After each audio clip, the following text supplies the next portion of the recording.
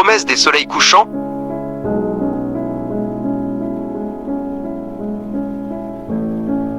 Sous les pétales roses d'un cerisier en fleurs, Ren prit les mains d'Aiko. « Je te promets un avenir aussi brillant que 1000 soleils, » murmura-t-il, sa voix douce comme la brise. « Une vie où chaque jour sera une aventure. » Aiko, les yeux brillants de larmes de joie, crut chaque mot. Pour elle, leur histoire était un conte de fées qui ne faisait que commencer. Les années passèrent. Les 1000 soleils promis par Ren ressemblaient davantage à la lueur blafarde d'une seule ampoule dans leur petit appartement. Un soir, Aiko lui montra la brochure d'une petite maison avec un jardin. « Regarde Ren, on pourrait... » Il ne leva pas les yeux de son téléphone. « C'est impossible pour l'instant, » dit-il, le mot sonnant comme une porte qui se ferme. Au travail, une opportunité en or se présenta. Son patron lui proposa de diriger un projet majeur, une chance de prouver son talent. Mais dans l'esprit de Ren, un mot s'illumina en lettres de néon. Impossible. La peur de l'échec, le poids de la responsabilité. C'était trop. Je ne pense pas être à la hauteur, mentit-il, laissant passer sa chance. Un soir, Aiko lui annonça la nouvelle avec une joie radieuse. Elle était enceinte. Pour elle, c'était le début d'un nouveau chapitre merveilleux. Ren la prit dans ses bras, un sourire figé sur son visage. Mais à l'intérieur, le mot impossible criait. Un enfant. Une responsabilité éternelle. C'était une chaîne, pas une bénédiction.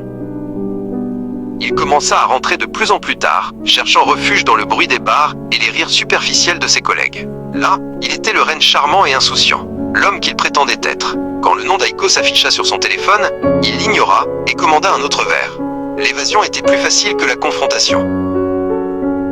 Pendant ce temps, Aiko attendait dans le silence de l'appartement. La chambre du bébé était prête, un berceau vide attendant une promesse. La joie avait laissé place à une inquiétude lancinante. Dans le reflet de la fenêtre sombre, elle ne vit que son propre visage, où une larme traçait le chemin de ses rêves brisés.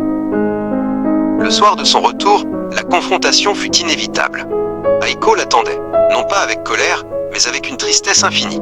Elle tenait la vieille brochure de la maison. « Tu m'as promis des soleils, Ren, mais tu ne m'as donné que des ombres. Tes promesses sont aussi vides que cette maison que nous n'aurons jamais. » Il ne se défendit pas.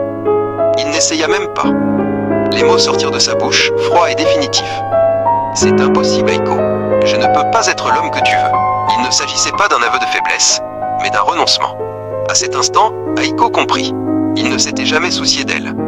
Pas vraiment. Elle partit le lendemain.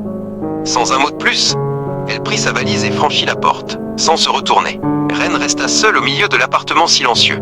Les murs semblaient lui renvoyer l'écho de son propre mantra. Impossible. Il était enfin libre de toute responsabilité. Et il était complètement irrémédiablement seul. Bien des années plus tard, Ren regardait par la même fenêtre. L'appartement était délabré, un monument à ses échecs.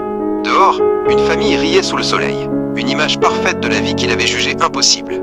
Dans le reflet de la vitre, son visage ridé était barré par un mot invisible, gravé dans son âme pour l'éternité. Impossible. Il avait tout perdu. Non par malchance, mais par choix.